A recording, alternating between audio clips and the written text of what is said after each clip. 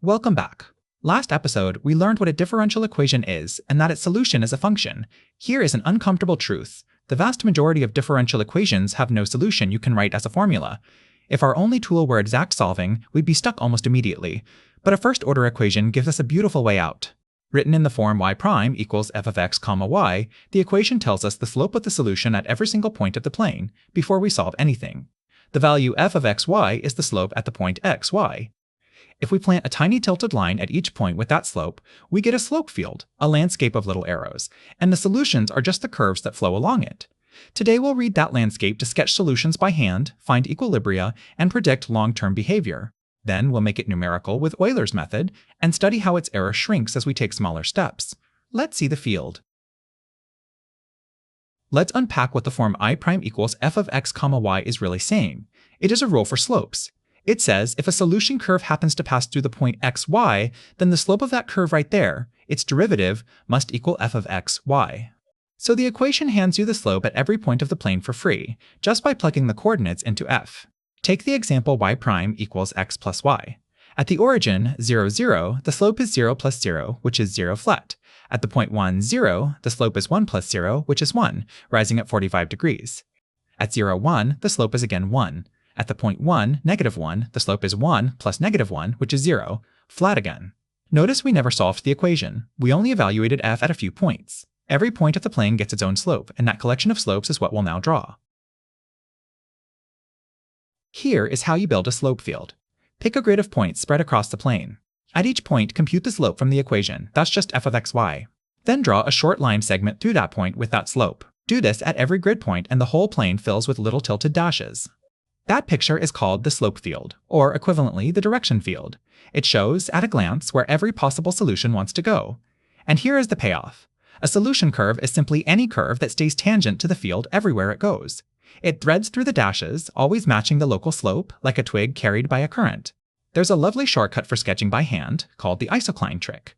An isocline is the set of points where f of xy equals some constant c. Along that curve, every segment has the same slope c. So you find one curve, draw a bunch of parallel dashes along it, pick another constant, and repeat. A few isoclines and the whole field appears. Once you have the field, sketching a solution is like following a trail of arrows. Start at your initial point. Move a little in the direction the local segment points. As you move, keep re-aiming so you always match the field beneath you. Curve as the slopes curve. One rule of thumb, well-behaved solution curves never cross each other, because at a crossing point, the field would have to point two ways at once. The most important features to look for are equilibrium solutions. These are constant solutions, horizontal lines y equals c, occurring wherever f of x, c is 0. There the field lies flat, so a curve sitting on that line never moves. It stays constant forever. And the field around an equilibrium tells you its character. If the slopes point downward above the line and upward below it, nearby solutions are pulled in toward the equilibrium. We call it stable. If they point away on both sides, solutions are pushed off and it's unstable. So just by reading arrows, you learn the long-term fate of every solution without ever integrating. Here is a special, very common case that makes the analysis even easier. An equation is called autonomous when the slope depends on y alone, with no x in the formula. That is, y prime equals f of y. The logistic equation, y prime equals y times 1 minus y, is a perfect example. When an equation is autonomous, something nice happens to its slope field. It looks identical all along any horizontal line, because the slope doesn't care about x. So we can throw away the horizontal direction entirely and collapse the whole field onto a single vertical line, called the phase line. On the phase line, we mark just two things. First, the equilibria, the values of y where f of y is 0.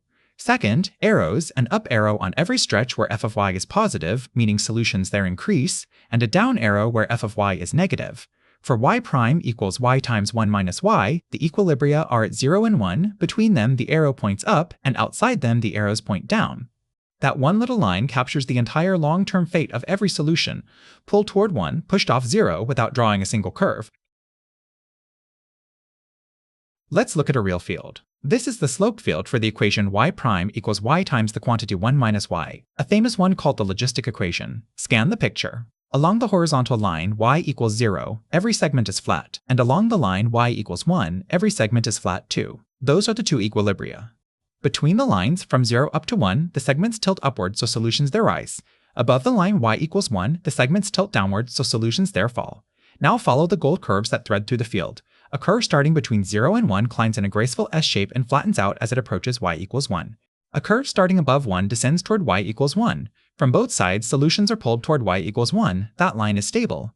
Meanwhile, y equals 0 pushes nearby curves away. It is unstable. We have just read off the entire long-term story of this equation, the saturating growth of a constrained population, purely from the geometry of arrows. Following the field by eye gives you a qualitative picture.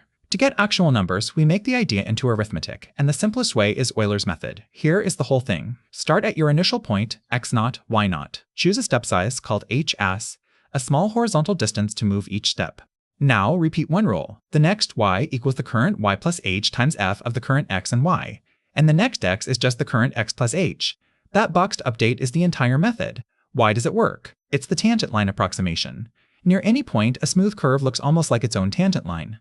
The slope there is f of xn, yn, the run is h, so the rise is h times f of xn, yn. We add that rise to our current height and step forward. Crucially, at the new point we read a brand new slope and step again.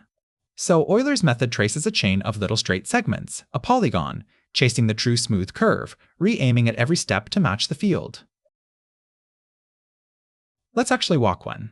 Solve y prime equals x plus y starting from I of 0 equals 1, using a step size of 1/2, marching out to x equals 1. We begin at x0 equals 0, y0 equals 1. Step 0, evaluate the slope, f of 0, 1, which is 0 plus 1 equal to 1. The next y is the current y, 1, plus h times that slope, 1 plus 1/2 times 1, which is 1.5. And x advances to 1/2. Step 1, now we're at x equals 1/2, y equals 1.5. Reread the slope, f of 1/2, 1.5 is 1/2 plus 1.5, which is 2.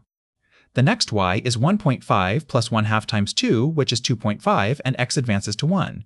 We've reached our target. Euler's estimate for y of 1 is 2.5.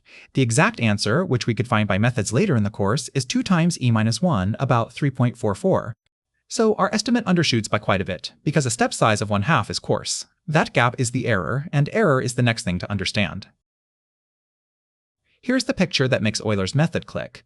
The smooth gold curve is the true solution of y prime equals x plus y starting at 1. The navy zigzag is Euler's approximation with step 1/2, two straight segments running from the point 0, 1, to 1/2, 1.5, to 1, 2.5. At each corner, the little tangent dash shows the slope Euler read there and committed to for the whole step. Because the true curve bends upward between steps while Euler keeps going straight, the polygon falls below the curve and the gap grows. The shaded vertical distance at the right edge, between Euler's 2.5 and the true 3.44, is the accumulated error, called the global error. Now look at the lighter path with the smaller step, 1/4. It takes more, shorter segments, re-aims twice as often, and hugs the true curve far more closely. That is the central trade-off of numerical methods in one image: smaller steps, more work, less error. Let's quantify the error because this is what separates a toy from a tool. There are two kinds. The local error is the mistake made in a single step, and for Euler it is proportional to h squared, small when h is small. The global error is the total accumulated mistake over a fixed interval, and because you take roughly 1 over h steps to cross that interval, the global error comes out proportional to h itself, not h squared. That property has a name. Euler's method is first-order accurate. The practical meaning is simple and important. Half the step size and you roughly have the final error, but you also double the number of steps and therefore the work. You can see it in the table. Step 1/2 gives an error near 0.9, step 1/4 about 0.5, step 1/10 about 0.2. Error falls in step with h, but you can't shrink h forever. Take too many tiny steps and round off error in the arithmetic starts to accumulate and fight back. This is exactly why smarter methods were invented. The Runge-Kutta methods, for instance, achieve error proportional to h to the 4th, vastly more accuracy for the same work. Euler is the honest ancestor of them all. Let's understand exactly why Euler drifts off the true curve, because the reason points straight at how to do better. Euler always moves along the tangent line, a straight step, but the true solution is curved, so it bends away from that straight line as you go. Taylor's theorem makes this precise. Over one step, the true change in y is h times the slope, plus 1/2 h squared times the second derivative, plus still smaller terms. Euler keeps the first piece, h times the slope, and throws away the 1/2 h squared times the second derivative, the curvature term. That discarded term is exactly the local error, and because it's proportional to h squared, you can see at a glance why Euler is only first-order accurate overall. The sign of the curvature even tells you which way Euler misses. When the solution is concave up, the true curve bends above the tangent, so Euler undershoots, which is just what we saw in our example. When it's concave down, Euler overshoots. Smarter methods like Runge-Kutta essentially sample the slope at several points to estimate that curvature and correct for it. That single idea is what buys the dramatic jump in accuracy. Let's sketch a field by hand and let it reveal the answer. Take y prime equals negative x over y. Read off some slopes. Anywhere on the y-axis where x is 0, the slope is 0 over y, which is 0, so the segments there are horizontal. Anywhere on the x-axis where y is 0, we're dividing by 0, so the slope is undefined. The segments there are vertical. At the point 1, 1, the slope is negative 1 over 1, which is negative 1, tilting down. At 1, negative 1, the slope is negative 1 over negative 1, which is positive 1, tilting up. Now step back and look at the pattern. At every point, the little segment is perpendicular to the line joining that point to the origin. What curves are everywhere perpendicular to the radius? Circles centered at the origin. And indeed, the solutions turn out to be x squared plus y squared equals a constant, concentric circles. We discovered the entire solution family just from the geometry of the field before knowing any technique to solve it. That is the power of seeing before solving. Let's confirm the error rule with numbers. We'll estimate y at 0.2 for the equation y prime equals y, starting from y of 0 equals 1. This one we know exactly. The solution is e to the x, so the true value at 0.2 is 1.2214, and so on. First, take a single step of size 0.2. The slope at the start is f of 0, 1, which is just 1, so the next y is 1 plus 0.2 times 1 equal to 1.2. Compared with the true 1.221, the error is about 0.021. Now take two steps of size 0.1.